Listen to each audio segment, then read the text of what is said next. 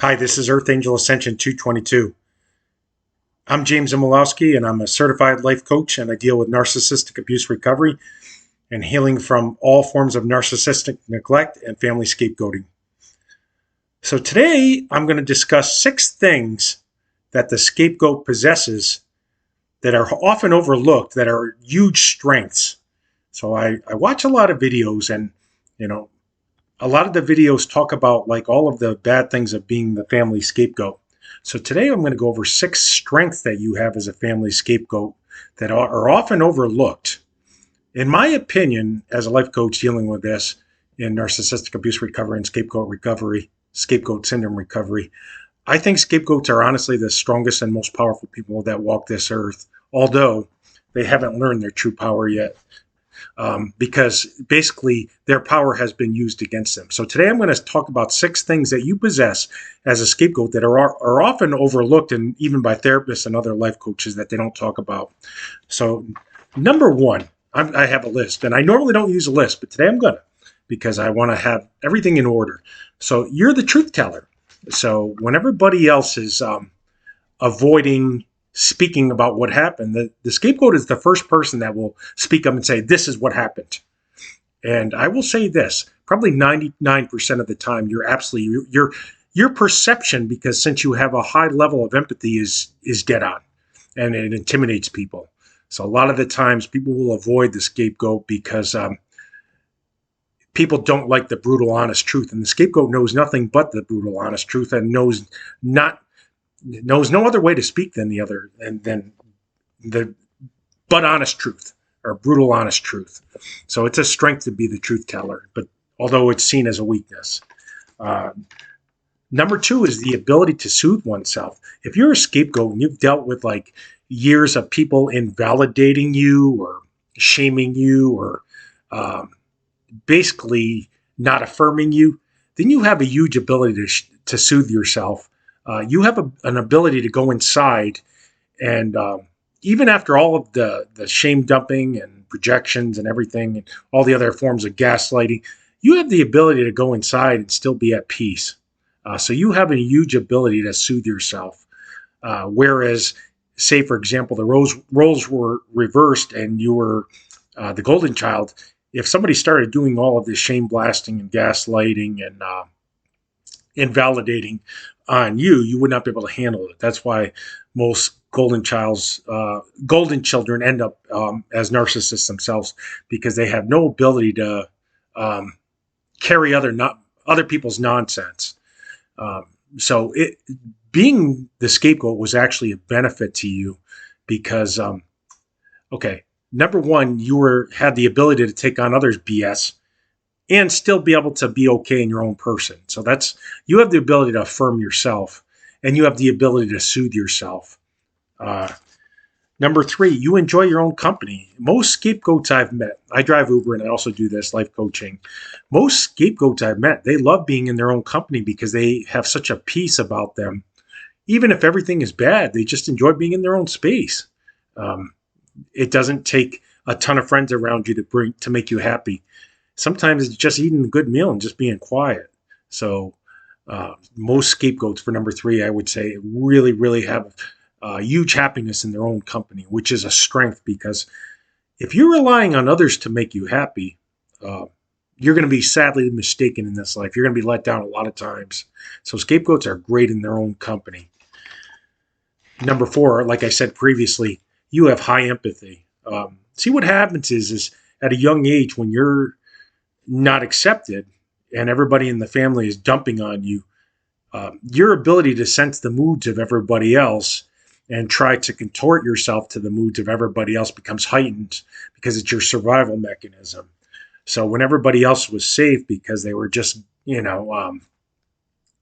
being accepted, when you weren't accepted, you had to be a hyper vigilant, because you had to read the moods of the room and know, this is how I have to act, or, this is what I have to prepare for with this person, and vice versa. So scapegoats are usually the empaths of the family, usually the middle child. The first child born is usually the golden child. And the scapegoat can be both the scapegoat and the invisible child, usually.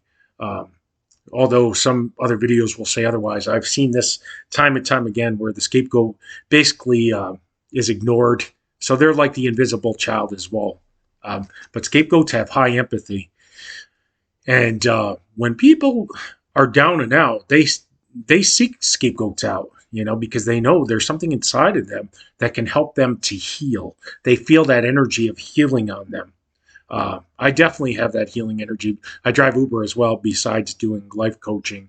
And I notice right away when somebody's got something on their mind, they right away want to talk to me about it, so they know that I'm somebody that could possibly give them a solution, or just I'm able to like relate to them on their energy level, what they're going through at that moment. So I have huge empathy, although I suffer in this life for it, because empaths are usually targeted because we have a gift, we have a light on us. And the rulers that are here, as I said this in previous videos, we were usually born into narc homes.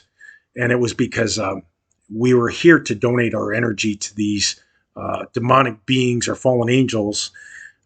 So that's why they put us in these families that don't support us or don't validate us and don't affirm us. So that way, our role is to give our energy off to these beings that cannot make energy off of people that are like non-empaths, like I would say. Somebody in another video said that all empaths are source players. That's absolutely correct. And that means they have the ability to make their own energy. So why we were put in these homes, in my opinion, is because we had something so powerful and majestic on us. And these rulers wanted to make sure that we were seen as like a recharge or a fuel source. So this is a lot of times why this also repeats in future relationships that you go into, why people will do these same tactics on you, because they're trying to lower your energy. And the energy is going to these beings that saw us not as sovereign beings, but as their own property to recharge off of our light. So you have your huge light, you have empathy, and that's a gift. You follow your own trends. That would be number 5. As a scapegoat, everybody else is doing things a certain way.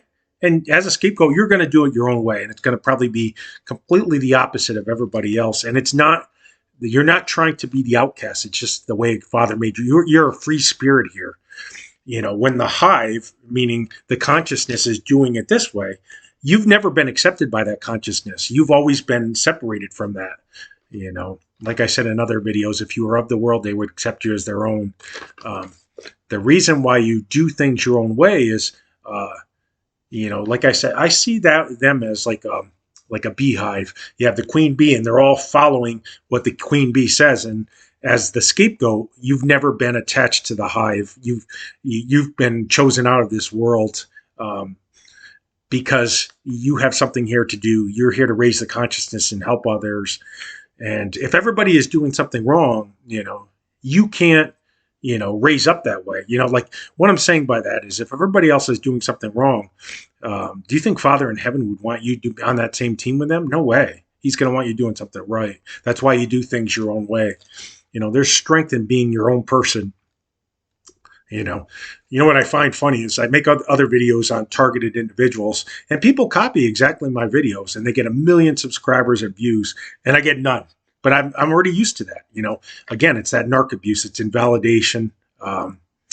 It's like a form of covert narcissism where they can't validate you. They can't appease you. They can't say, oh, that's a good. That helped me. Because again, it's these rulers working through these people that say, well, if I validate this person, it actually helps him to assert his power. And we're going to make sure that he doesn't do that. Well, guess what? I'm going to do that anyway, because I don't need anybody's approval. I have the Most High Father God, 144,000 of his hairs approval. And I'm used to this my whole life, Also, I was talking to another rider on Uber today about, speaking the truth, and we were going over stuff, and I lost my train of thought, but I was telling him that you could go into a room and one person says something, or you say something, and everybody just ignores you. Then somebody else says basically exactly the same thing, and everybody's coming over like, And that's what being a scapegoat is like. You're very powerful. You're very original. You're authentic. You're truthful. You're your own person. You don't follow this like hive mind consciousness. It's funny. I drive Uber, like I said, and I watch them drive down the road, and they're all like synchronized together. They're all doing the same exact thing, like as if like one thought is controlling all of them. And I find that dangerous. Like that's crazy. I don't want to be part of that. I'm glad to be not. Here's the thing about this. I could never be part of it if I wanted, because from the day I was born, I was never accepted in. And I'm glad, because like Father said, if you were of them, they would accept you as their own, So people can make videos based on mine and follow mine, and I don't care. I'm not making these to appease the world. I'm making these to help the couple people that have never been accepted here, that don't have somebody to stand up for them and affirm them. And I'm going to affirm you because I'm enough. So let's go over number 6. The last thing I want to hit on is the scapegoat accepts that it's okay not to be liked, which is so, so powerful. Here's the thing, in life, you're not responsible for how other people feel about you. This is another part of scapegoat recovery. You're responsible for how you feel about you. See, most of us were born into these homes where if we were ourselves, that wasn't safe. And that's completely a lie, because what would happen in these types of homes is if we were ourselves, love was withdrawn from us. So love was conditional. So as a scapegoat, you actually do love yourself 100% conditionally or unconditionally, but you've been hijacked. You were taught that you had to make everybody else happy to be able to love yourself and be able to be comfortable in your own skin. But deep down, it is there. What I find, pretty like powerful about scapegoats is in situations where everybody else is scared to death, the scapegoat's like, it laughs about it. And everybody else would get nervous about things. That's when I start laughing, because, we have a gift. We have something. We're here to do something big. Like I said, the consciousness of this, realm we live on feeds off of negative energy. And they don't want anybody to think for themselves. They want everybody to be like the group. So as a scapegoat, you've never been part of that group. So be proud of yourself for being not part of that. I call it like a satanic hive mind. In the Bible, it was talking about like so many times about how you were not here to be part of this world. If the world hates you, remember it hated me first. Be not conformed to the world. The world hates you because I chose you out of the world. They hated me, so shall they hate you. These are all things you have to remember yourself. And it doesn't mean you're doing something wrong here. Being honest and authentic with people is only going to be accepted by somebody if they could be that way with you. See, your vibration and theirs has to match. So a lot of times, you'll be like, wow, I'm so kind to this person. Why are they not that same way to me in return when I deserve it? Well, it's because they're not of your vibration. If they were at your vibration, they would have no problem extending back and validating you. And it'd be like a tennis ball going back and forth. You could validate each other. So these are 6 ways that the scapegoat, which is usually the empath, is the most powerful person, I believe, on this earth. Anybody that can take on everybody else's bullshit their whole life and still, raise themselves up, that's a powerful human being. And understand this one statement, and this is not from my list. Enough of that nonsense. Here's the thing. In a family structure or any structure, the person that gets targeted is the one that poses a threat to the system. And that's from me, not from Tabor, not from anybody else. So that person, even though it might be like a threat in a good way, that person is doing something right. Well, if everybody else is doing something wrong, guess who we have to eliminate? And that's why you were scapegoated. And that's something, I did much praying over this. I'm like, Father, why did they go after the kind one? And why did they go after the one that's truthful? Why did they go after the one that's doing everything right? Well, guess who's the threat to the system? When everybody else is living in denial and untruth, in their shadows and not facing their shadows, guess who we have to eliminate? The one that actually mirrors to us what we should be doing. So that person has to be, so the strong one has to be eliminated, because the strong one is a threat to the system. So I'm going to end right there. I hope everybody's doing good. I'm back like in action. I'm back hitting the gym again. I like I said in previous videos, I had torn my meniscus really bad, and I re-tore it actually doing a run like about. So I tore it further. I had a partial tear, and now it's like really bad, or it was really bad. In a run about 2 months ago, maybe a month and a half ago. Oh my God. I would wake up and it would be like swollen like an elephant, and I couldn't even sleep. The pain was so bad. So my days of running are over, unfortunately. Running is really good for scapegoats and empaths because you're hitting the concrete and you're grounding yourself. But my knees at 50 years old just cannot take it anymore, and it's unfortunate. Because I like have such powerful things to say about running. It's funny. I used to listen to this song by Iron Maiden, "The Loneliness of the Long Distance Runner," and that's a great song for scapegoats too, because he's basically talking about being a scapegoat, and how he has to keep going and has to keep going. And oh my God, such a great song. But anyways, I'm back to lifting weights, and my knees started getting better from lifting weights, so that's what I'm doing. And then I sit down in between workouts, and I deadlifted heavy on Monday. Oh my God, it was like an amazing workout.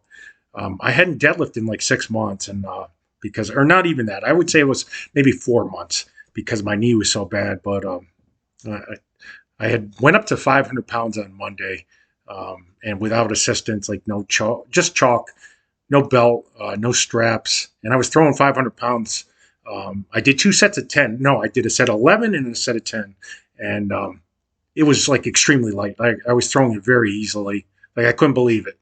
So that's another thing I'm going to say is scapegoats are physically strong too. Like, we're mentally, spiritually, and physically strong. A lot of my strength doesn't come from, lifting weights. It just comes from an internal fire that, you push somebody enough in that corner and you keep needling, something inside of them grows. And that's your strength as a scapegoat. Use that for the greater good. Help people that are hurting. Help people that are victims. What we do in this society is we blame the victim half the time. Somebody gets raped, like a girl, say, for example. We say, well, you should have been more careful. You shouldn't, enough of this shaming and blaming the victim. Let's blame the perpetrators. But anyways, I'm rambling on. Just hope everybody's well. And, life is good. I still go through this gang stalking and targeting, like I said, which is, for me, it's both interdimensional and governmental, because it's definitely the government, because it's like airplanes follow me wherever I go. It's been for years like that. And it's interdimensional. Like I even have like birds that I'll sit outside my window and like constantly, like crows will, and it's just these fallen angels, because they don't want me to get these messages out to people. They know I'm not in any way scared of them. Some part of me realizes what this was, even from a young age, this battle, and these people that were coming against me were just being used by these things, because for whatever reason, Father chose me here to be on a big purpose. And a lot of it is just to speak the truth of what this is here. I don't follow politics, although I think this stuff with Donald Trump is a bunch of nonsense, and I think it's just a political agenda. They want to keep going to further take away more people's freedoms, because Trump is a people's president, not an elite president, and that's what we need, a people's president. So God bless you, Donald Trump. You're in my prayers, and any man that has gone through since the day he was president, being on trial and still on trial even after being president. That's a powerful man. People can say what they want, and he actually did help the people a lot. Did he help the swamp and the elites? No. But, the government was always supposed to be of the people, for the people, and by the people. So God bless you, Donald Trump. And I did watch your speech last night, and, it's a bunch of hogwash what's going on, and I think a lot of this stuff going on in the world today is just mass mind control. That's why these shootings are going on, these school shootings, and things have gotten way over edge. And the 144,000 of us are here, and we're here to stand up against this nonsense, because it's not right. We're here to be free and be happy and be love. And this crazy stuff they're doing to create more laws further take away people's rights is just nonsense. And that's what it is too. They do these things so they can create more stuff to take away you and I, yourselves and myself freedoms, by creating these crazy things that are like unconstitutional, like the Patriot Act and all that nonsense, which was just to, again, take away our rights. And that's why I really firmly support Donald Trump, because, we need somebody in office that's going to stand for the people, not for the swamp, not for the elites that are just trying to keep us all in bondage. Until next time, I love you. God bless you. If you're a scapegoat, you're a very, very powerful human being. No matter who says what, no matter who validates that, keep going. You're here to do something big.